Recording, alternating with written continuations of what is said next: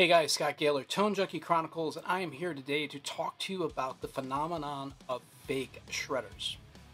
Why is this important to me? Well, because I'm a teacher. I teach at School of Rock, and I also teach Skype lessons, and the majority of my students are young kids, very impressionable young kids. And so what you are doing if you are faking this is you're giving them an unrealistic point of view of what's going on in guitar, or something that, wow, I can't be that. I'll never be that good of a player. Why am I doing this? Why should I try? And you're discouraging instead of encouraging players at this point. And to be honest, you're not fooling anybody. It's the robot motions and the herky-jerky stuff and the obviously processed, polished MIDI tracks. I mean, we all know, and let's be honest, we've all talked about it. Andy Wood, I think, said it in his video. Basically, you go to NAMM and you see a guy who's, that guy, and he can't play. He's not demoing at a booth, he's not touring, he's not doing gigs, he can't really play. Or God forbid, I don't know who I just saw the other day, a 7 or 8 string player clearly playing 2 tracks. And I mean, when I say playing the tracks, I play the tracks at NAMM, Andy plays the tracks at NAMM, everybody plays the tracks at NAMM. That's what you do, because you're not carrying a band with you, so to speak. My band is my phone at those things. And he was playing along to a MIDI track, and it was like, holy shit, dude, you are Milli Vanilliing it in front of people and passing it off as fucking guitar playing. What are you doing? So, and this has happened a lot, man. Students will come in with a video from YouTube or from Instagram. Mainly Instagram really seems to be the culprit in this, because of the 1 minute condensedness of it, and the need to have likes and followers with some of the younger generations. So it's interesting what they bring in, and you can clearly, and then when you point it out to them, say, hey man, this isn't real, like look at that hand movement, or listen to this, and I'll play them a Guitar Pro track.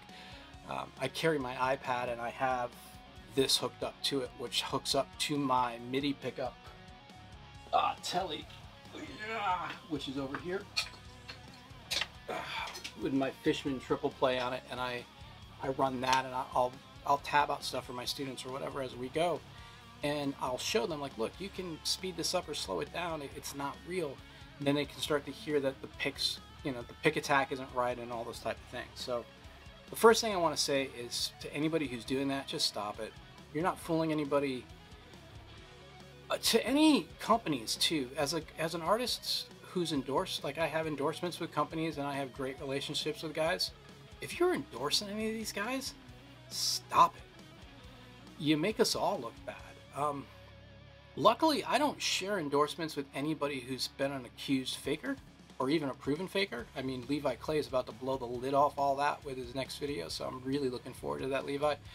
But if you're any of the companies that associate with these guys, you need to stop it too, man. You're encouraging it. You're allowing it to happen when you know damn well that guy can't play like that.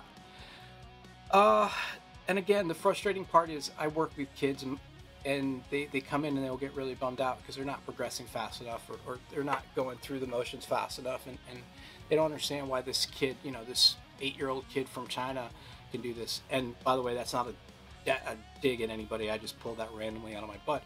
But you start looking at these things and it's like, Jesus. Now, there's a huge difference between a playthrough. I've done these, everybody's done these, where I did it for 2 songs off Irish Exit. I did it for Scarlet A Noir, and I did it for the song Irish Exit, where I actually played along, but I used the audio track from the CD to sync it because I thought it was a better, sounded better, versus coming in the room. And Patrick, my video engineer guy, when he's here, can attest to that. We took like, I don't know, 7 or 8 takes of each song until I played it note for note, which was a pain in the ass because I don't ever play anything note for note. So there you go. And this is just, I want everybody to encourage guys to play. This is about encouragement, not discouragement. And this is huge to me. Make sure, as a teacher, as an educator, as a player, as calling yourself a shredder, or whatever term you want to tag on it, that you're inspiring kids to play. Our whole purpose is to make another generation of players to make us better. We all looked at the shrapnel generation of players and said, wow, I want to do that. I want to be those cats. And that turned into to this whole new generations of player of, say, Nick Johnson and Tosin Abasi, and the list goes on and on and on. Jack Gardner, who actually, the only reason I know about Jack, and I should have known about Jack, was because of the video he made about faking. And I mean, this is ridiculous. So great players are getting overlooked because we're looking at other guys that are doing the Milli Vanilli routine. I just personally put up on IGTV 4 videos that are long, that are live videos of me playing physically live in a band. 3 of those videos, and 1 is playing tracks at NAMP. And guess what? There's mistakes in them. And I put those videos up as opposed to the ones where there weren't mistakes, because I want you to know guitar players make mistakes. In the Kid Havoc days, I ran around. I acted a fool. My job was to entertain people. My job was not to just sit there and just shred notes over and over again. My job was to get people moving and get them excited about the band and get them excited about what we do. And, you know, we had a big stage show, and I had 6 cabs behind me, and we had banners and logos. We looked like an arena band in a tiny little club, and we were tight as fuck, and it was great. But we made mistakes, and we made mistakes because we ran around. You know what? If I stood perfectly still and all my gear worked whatever night, it would have been perfect, but it wasn't. And for the kids watching those videos, back in the day, I was playing with 11s and 12s like an idiot, and no distortion pedals. That was all amp gain, so, you know, good luck with that nowadays. But, get off my yard, kind of thing. This goes back, man. This isn't new. I mean, when I was in Union Jack, we were playing Streets one night. We were opening for somebody, and I wish I could tell you who it was. They had 3 guitar players. That's all I remember.